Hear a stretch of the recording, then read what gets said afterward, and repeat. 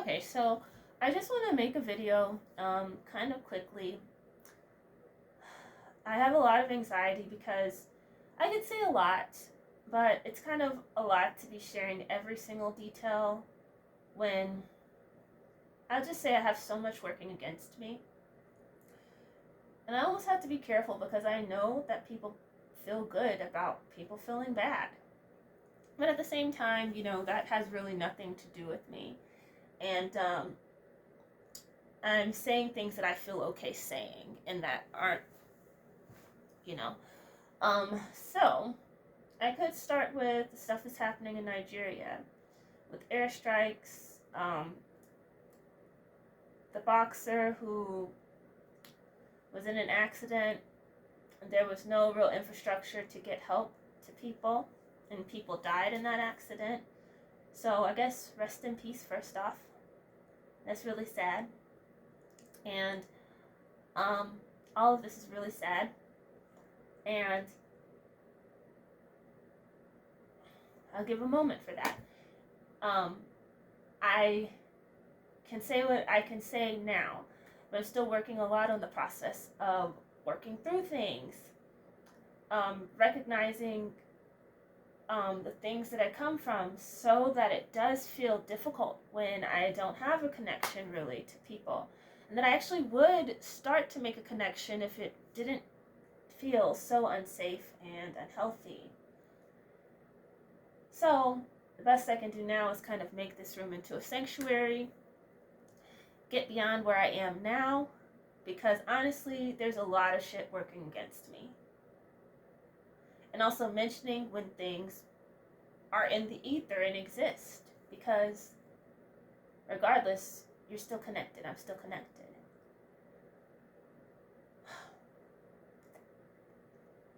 So, I could talk about coming to the realization that it's healthy to not engage with my FATHER because of the sickness at hand. And can I judge it? At this point, I recognize that I am one with the Matrix. That I am my father. I am my mother. I am my siblings. I am my aunts, uncles, cousins.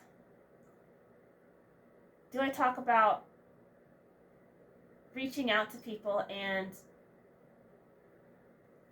not having an adequate response, but still wanting to be in my orbit? Okay, so it's just a lot.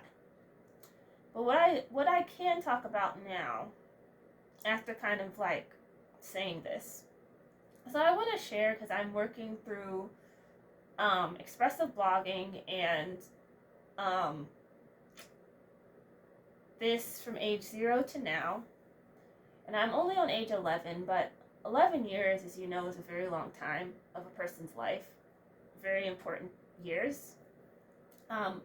So I want to share some projects that I really enjoyed growing up.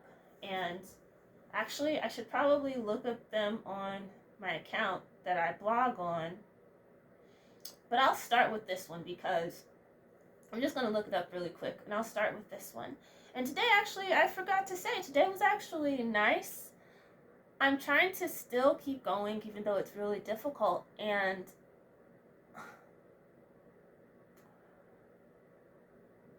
I will share more, but I don't think I want to, actually. I think maybe there's a better time, hopefully. God willing, Alright, so this I want to share different things that I liked when I was 11 years old. And the first project is going to be poinsettias. When I was in kindergarten,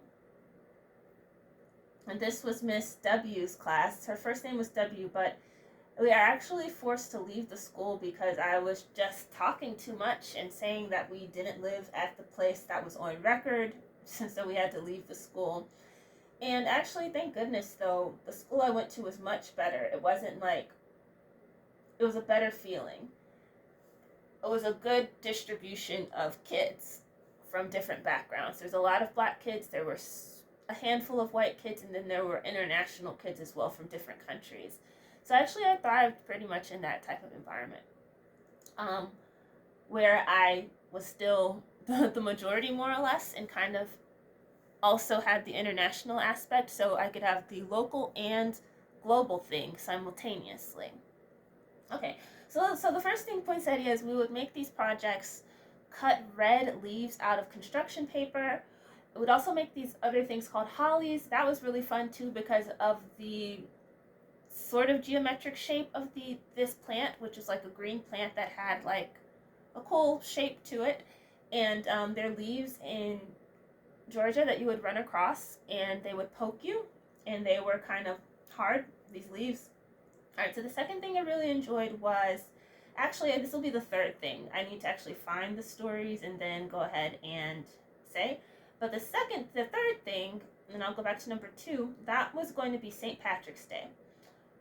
We were supposed to see which one of us could make as many words or the most words out of St. Patrick's Day. And I took my teacher to task in the 3rd grade, Miss M, who I wasn't the most fond of, and she wasn't the most fond of me. But the project was pretty amazing because all you had to do was look up words, and how easy is it to find words by just almost doing it like,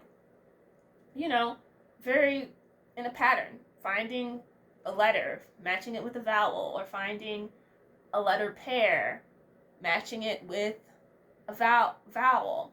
So I really enjoyed that, and I actually had gotten the most words out of that and really enjoyed that project. Okay, the next one that I really enjoyed was, let's see, I'm doing drafts. This was in 5th grade, and this was like, I think, around the time we had also interviewed the person that had made the school. And this person, their name, I won't say their name, but they were basically a local architectural firm in Lithonia, and they had done a lot of different projects, and they built the school I had attended for a 2-year time period, Marbert Elementary. And this was pretty amazing to see the architect, being black, having come up with the plan for this school. It was really nice to see as a kid. Whereas later, for example, when there's another school I went to, and when a Tuskegee Airman came to talk to the school, Pace Academy, the boy next to me would make fun of the way the person talked, because it's like black Southern talk, and they are white city Southern male. It's having to recognize these different things and recognize the privileges that I experienced at this school, quite honestly. Then also recognize just like a lot of the different things I had to deal with in order that really weighed me down. And that's one of them. One of several. So that maybe could even be a video in itself. Okay, but with that said, we made bridges. We interviewed this architect, and later that year I think we made bridges, different types of bridges, like suspension bridges, I remember, and whatever else there are. But it was really fun because I remember using very lightweight wood and gumdrops and toothpicks, and I thought it was going to turn out better than it did. I mean, you think that gumdrops and toothpicks would make the right shapes that you need, like the triangles that you need, that a particular bridge will have. But for some reason, I didn't really like it after, but it was a lot of fun, at least the concept of it. Okay, another project that I really enjoyed was a project in math, and this was, before that, we also created a rainforest out of a hallway. So we were learning about different animals in rainforests, and we replicated that in our school hallway. And it was pretty amazing too, because this school had a wetland, and so we would go back into the wetland, get samples of bacteria and whatnot, and look at it under the microscope. And I remember learning about euglena and seeing really how amazing this microbiome is. It's pretty amazing, and how beautiful a wetland is. It was really great to have this environment as in a black environment, that had teachers primarily black but also white, that really wanted to build us up culturally and intellectually, which is a really excellent combination. That is really, at that intersection is where I learned the most, and where I could see black girls slash women that were black women that were people to aspire to be like. That was really nice, really nice. So what else? Another project I really enjoyed was math. This is 6th grade, Miss J's class. We made these really beautiful geometric designs using yarn and giant pieces of cardboard. So we would take a protractor, and I think this was before we really learned how to use a protractor, but I don't know if you were like me, but I really enjoyed math tools. I really enjoyed math. I really just enjoyed school. There's nothing better than learning. It's such a beautiful thing, increasing your knowledge. Something I have a real passion for.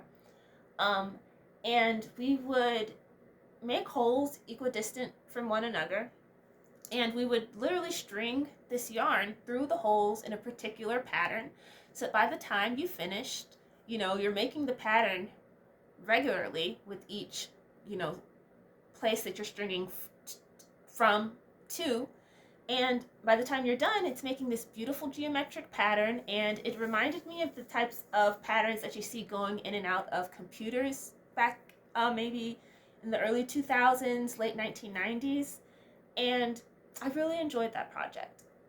All right, so I think, did I say everything? I think there's probably one that I'm missing.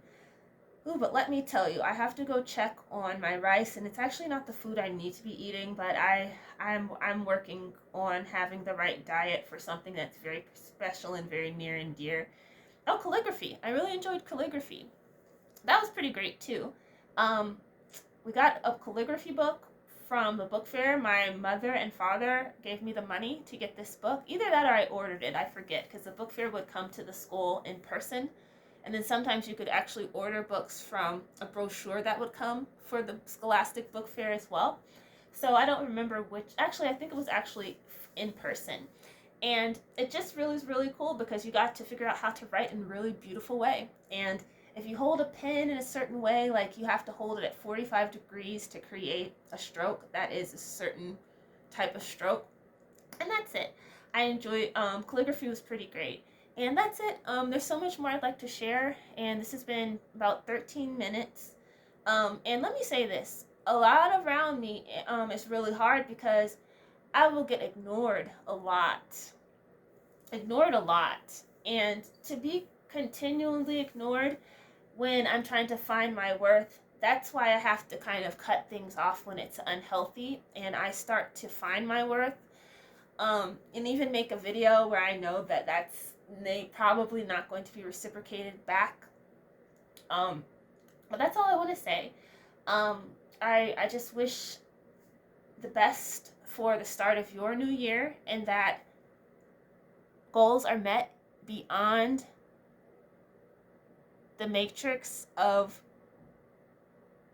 your existence. And goals that I meet, goals beyond the matrix and the what do I call it? The max capacity of my existence, my generational existence that's been bequeathed to me, so to speak. And there's a lot, okay, a lot. But I think I'll just stop there and go ahead and check on my rice because it's been about 14 minutes. All right, have a good night. I'll go ahead and upload this and go ahead and get stuff done tonight now that my nervous system is a little bit more at rest. All right, have a good night.